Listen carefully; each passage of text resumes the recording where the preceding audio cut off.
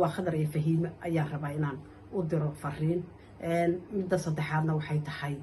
يعني أهان ضد قبيل كيوصو أتاعي كسو تشيده لك فهيمة تكهدان كهريو تا أمد الصوماليات أما دمرك الصوماليات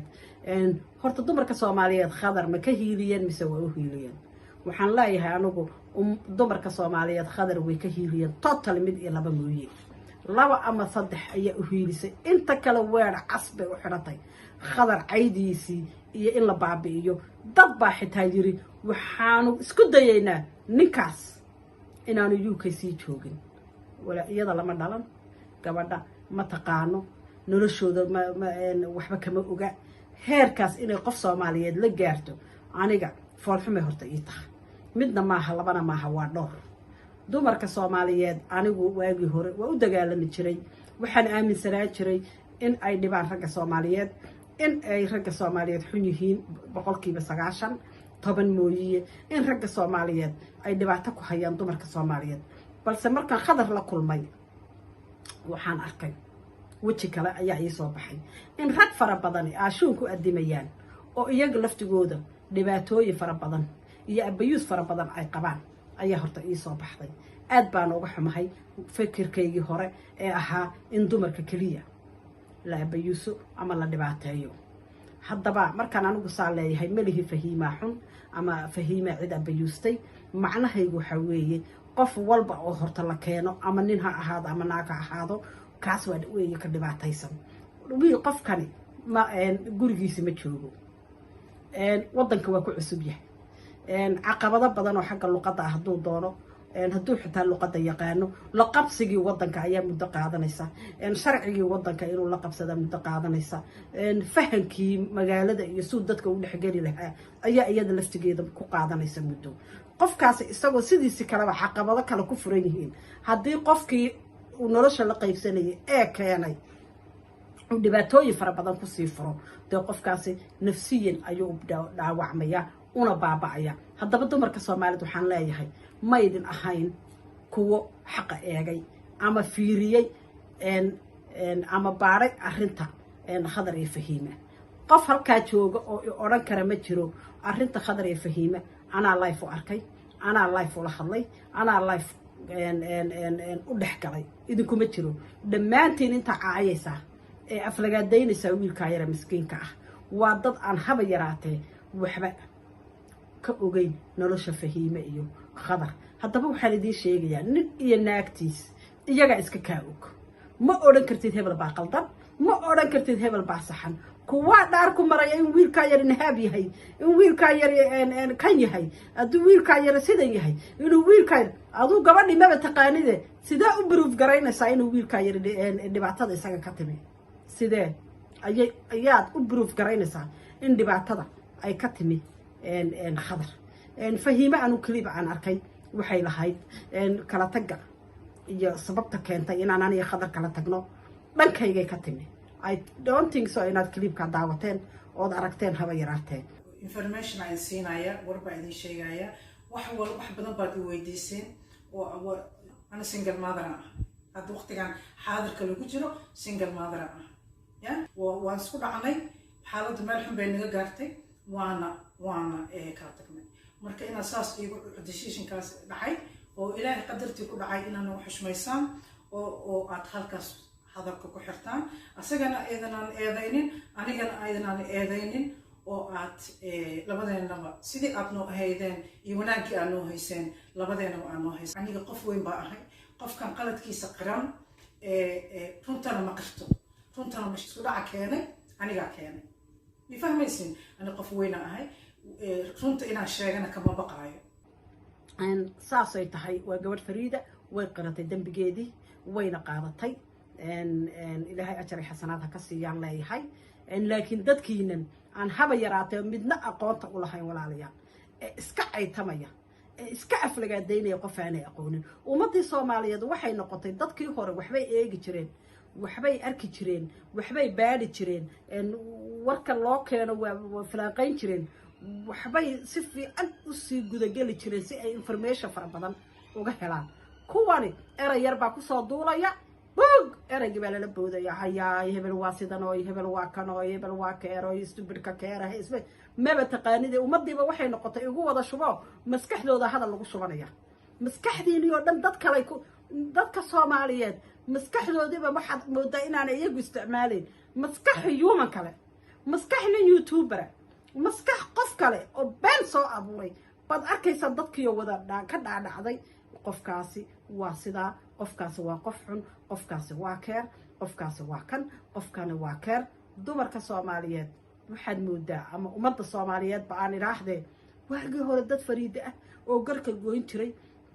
oo dadka dhexgali jiray ya oo dadka u garnaqi jiray ayaa la heli jiray hadda waxaa moodaa kulli waa dhirbaaxan yihiin gadaala laga wada taabtay no dhash waxaad moodaa maskaxdiina yara wareegtay caqliba ma jiro fakir ma jiro haddaa caayo wiilkaas waad ila caayaysaan haddaan ammaanana waad ila ammaanaysaan soo ma ogdin qof baa idila caayaya waad la soo fadhiisanaysaan oo caayaysaan qof baa ammaanaya waa la ammaanaysaan taasi maskaxda qofkanaad ku shaqaynaysaan maskaxdiina walaalayaal ku shaqaynaysaan horta waxaan oran lahaa dumarka Soomaaliyeed waxaan maqli jiray riyo iyo dumarba looma dhutiyo mindha haddii loo jabo dumarka Soomaaliyeed ka degaba ma yaqaanaan qofka ka dega saasay ugu galgasheen qof walba waa la keensado laakiin yaa isku mashquulin waa lagu keensaday waa nibcaha ha wiilka dhalinyarada ah oo runta sheegay oo daacadda ha laga wareegto wuxuu ka helayba 5 sanaan la joogay buu yiri waa u heesay oo waa la joogay oo time baan la qaatay oo waa u qoslay oo waa la farxay intaasba adduunka oo dhan maasa laakiin dulmiga iska daaya nagama maarantaane waxaa u qabtaan dumarka kaliya inaan u helino victimkaan u helina dumarkaana u heliya caruurtana waa u heliya khadar markaan fiiriye sheekadiisa khadar waa victim marka victimka malacaysanaya victimku waa nin victimku waa dumar ha victimku qofku doonu noqon karaa laakiin daaye wiilasha daaye nayaara naagaha maan wiftooyinka naadaafa wiilasha waa qof wanaagsan hadday adigu ku wanaagsan tahay inaanay odageeda u wanaagsanayn baa dhici karta inay odageeda u xun tahay dhici karta walaalkaa inuu sidoo kale yahay dhici karta ma difaaci kartid qof aad qabiil ku difaacaysid iska daay kan kula dhashay hooyadaa iyo aabaha dhaleen baadan difaaci karin soo ma idin ogin ma difaaci kartaa sababtoo ah dabeecadiisa dabeecad walaalnimo oo jacayl ayuu adigu kula dhaqmaya walaasha weeye walaalnimo kula dhaqmaysa ama isdila ama heshiiya dabeecad walaalnimo idinka dhaxaysa laakiin markay gurigeeda joogto odaygeeda la joogto dabeecad kale leedahay dabeecad ay odaygeeda kula dhaqantay leedahay ama ha ku xumaatay ama ha u wanaagsanaatay dabeecad kale leedahay walaalayaal marka ummadda Soomaaliyeed waxaan rabaa inaan iraahdo qabyaalad dalkii baynu qabyaaladeyna dadkii baynu qabyaaladeyna familiadii baynu qabyaaladeyna meel walba inaynu qabyaalad walaalayaal ku qooshno ma qurux badna aniga cidii rabta inay ii soo ataagtana dee ummad meeshaan ku noolahay walaal waa taqaanaan meeshaan deganahayna waad garanaysaan aniga isoo doonta waxba qaarkiin ha soo wareegin oo dadkan ha soo dirina qaarna toos waa ii soo gasheen waan ogsoonahay totally koolkaas ay ugu soo gasheenna waa ku qaldan tihiin haddeer baan idin sheegayaa hal habeen baad aniga iga sokaysaan fahiima waxba igama sokaysaan waa gabadh in adeertahay amba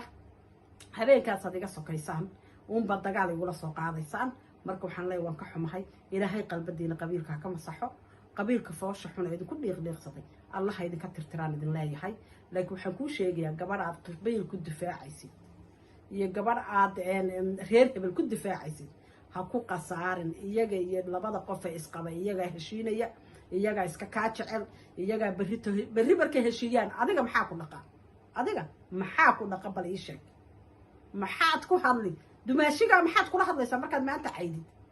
dumaashiga maxaad u sheegaysaa war walaalayaal oo ilaahay ka cabsada oo ummadda islaamka cafiya oo ummadda islaamka iska daaya oo familiyada aad iska caayaysaan iyo dadkaad iska caayaysaan halkaasaa mid soo fadhiisanaya maanta oo dhan cayb oo dhaararac kuma yaqaano ku garan maayo meeluu kaala qaaday garan maayo babababababa wanaagba ma jiro ummadii Soomaaliyeed carabkooduba xubaan iyo cayd wax kaleba lama barin dad wada khasunaas ah oon dhaqan lahayn oo waxba kala garanayn oo midha iyagoo ordaya la dhalay oo bisinka loo qaban baba saa la isaga soo daayay social media wuxuu doonay assalaamu calaykum hadduu ku dhaho ku caaya hadda waa salaanta wax kale iska daayay salaan haddaa salaantadu ku caayaya balkaasood wax kale u geysatid ka war caydii baaba laga baayac mushtaraynayaa marka waxaan idin leeyahay walaalayaalow reerkan iskaga dhex baxa reerkan boos idinkama banaana haddaad qabiil ku socotaana boos idinkama banaana haddaad edab darro iyo dumar ahaan u socotaana boos idinka banaan haba yaraatay ma jirto war ilaahay ka cabsada dumarka soomaaliyeed xaqa barta markii xitaa nimanku idiin hiiliyeen xitaa ma garan weydeen wiilka yar iskaga dega oo wiilka yar ka xishooda oo balde xitaa qaarkiin difaaca subxaan allah dadkanina ma yar qabaan iyo anuu kala garan maayaba wallaahi waa dhirbaaxantihiin ummadda soomaaliyeed anuu waxaanba fiyoobaanba ma jirto kulli dhash qadaadka laga wada taabtay kulli waa dhirbaaxan yihin boolol baa ka wada baqan ya wada scroob loos baad noqoteen scroobyaa idin dabacsan walaalayaal dib isuna noqo qofka bini aadanka saaha ugu tiiqtiiqsanine bal wax baar wax soo warayso dadka yaqaan soo warayso isku day isaga inaad raadisid isku day iyada inaad raadisid dhexdooda gal bal xitaa inaad isku maslaxayn kartid haddaadan isku maslaxayn karina iyagoo israba oo walaalo ah inay kala tagaan bal isku day inaad samaysaan laakiin inaad dab iyo baasiin iyo cay idinka dembi uun maxaad urursateen wax allaale wuxuu lahaa qadarrata idinka kala degay xabad dembi ah haba yaraatee leeyahay ma jirto waa idinkaa xaabsaday kulli bac madow baa ku dhuuqsateen yaa bacdaa dhuuqsa dembiyadii uu galay hadduu dembiye galayba wixiiba idinkaa carruursadeen soomaali maxamed ee weliba dumarow idinkaa bacamed madow ka buuxsan wada carareen maxaad kuwaa uga hadli weydeen khadar horteeda fahiime isagoo hor fadhiya ayuu yiri waa la xiray boolis baa laii dhigay qof ka hadlay ma jiro midkiin ma ka hadlay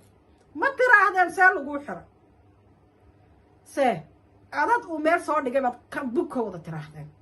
boog war maanta waa nin sharaf leh oo edab leh oo xishoonaya